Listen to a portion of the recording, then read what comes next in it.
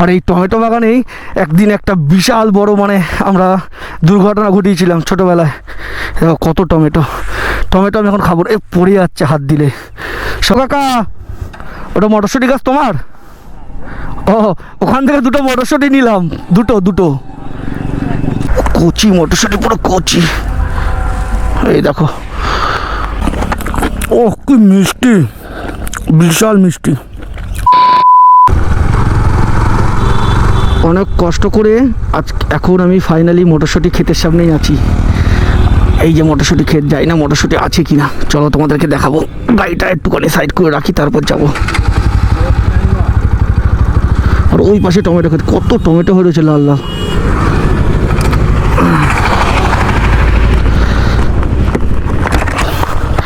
বাগানে তো কাউকেই দেখতে পাচ্ছি না, কেউ আছে কিনা কে জানে। কে না থাকুক আর না থাকুক, আজকে মটরশুঁটি খাবোই। যাই হোক, ওই দূরে একজনকে দেখতে পাচ্ছি। আর দুটো মটরশুঁটি নিলে কেউ কিছু বলবে না। ও তেরি, মটরশুঁটি, এই তো কচি মটরশুঁটি, পুরো কচি। এই দেখো, পুরো বাগানের কচি মটরশুঁটি। আগে একটা খেয়ে দেখি কেমন লাগে, তারপর পরের কথা পরে।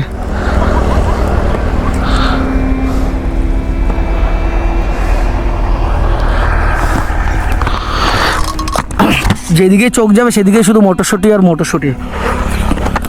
ও কি মিষ্টি, বিশাল মিষ্টি। এইদিকে দেখো কত হয়েছে। এই দেখো একটা বড়। এই দেখো, সেই মজা, সেই ভিউটা দেখো, শুধু মটরশুঁটি আর বাগান।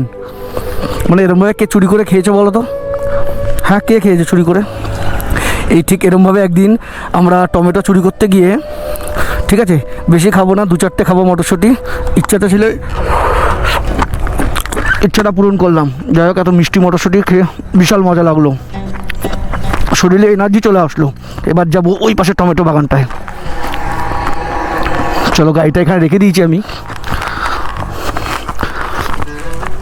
দুপাশে কোনো দেখো টমেটো বাগান। মানে টমেটোর দাম এত কম বলে 10 টাকা কিলো টমেটো। আমাদের ওখানে তো 10 টাকা কিলো। আমি কালকে না পরশু দিন নিয়ে এসেছি 10 টাকা কিলো টমেটো। দেখো কত টমেটো হয়ে নষ্ট হচ্ছে গাছে, লোক নেই খাওয়ার। আর এই টমেটো বাগানেই একদিন একটা বিশাল বড় মানে আমরা দুর্ঘটনা ঘটিয়েছিলাম ছোটোবেলায়। কত টমেটো আমি এখন খাবো, পড়ে যাচ্ছে হাত দিলে।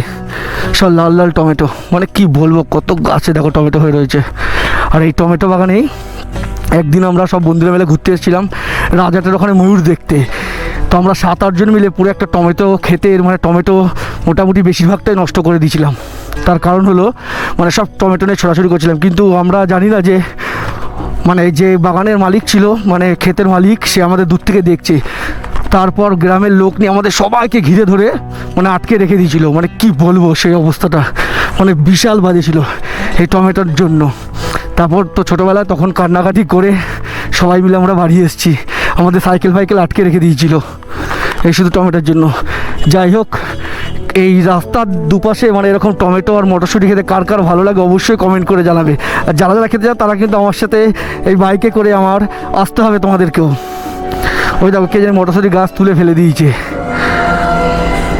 টাটকা মটরশুঁটি আর টাটকা টমেটোটা বাড়িতে যেয়ে শসা দিয়ে টমেটো দিয়ে মানে স্যালাড বানিয়ে খাবো আজকে।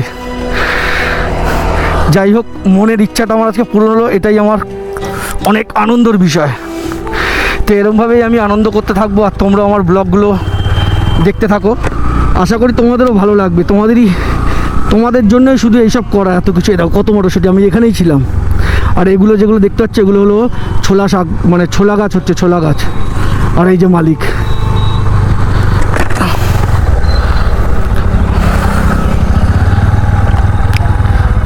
ও কাকা, ওটা মটরশুঁটি গাছ তোমার? ও, ওখান থেকে দুটো মটরশুঁটি নিলাম, দুটো। ও ঠিক আছে। না তোমার গাছ মনে হয়, বলে নিলাম যার জন্য। কিন্তু কাকার গাছের আজকে মটরশুঁটি বাগানে কেউ নেই।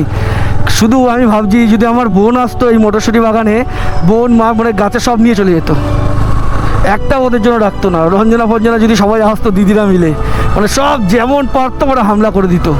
যাই হোক, আজকের মতো ব্লগটা এখানে শেষ করছি। নেক্সট ব্লগ খুব শীঘ্রই আসছে। Tata, by.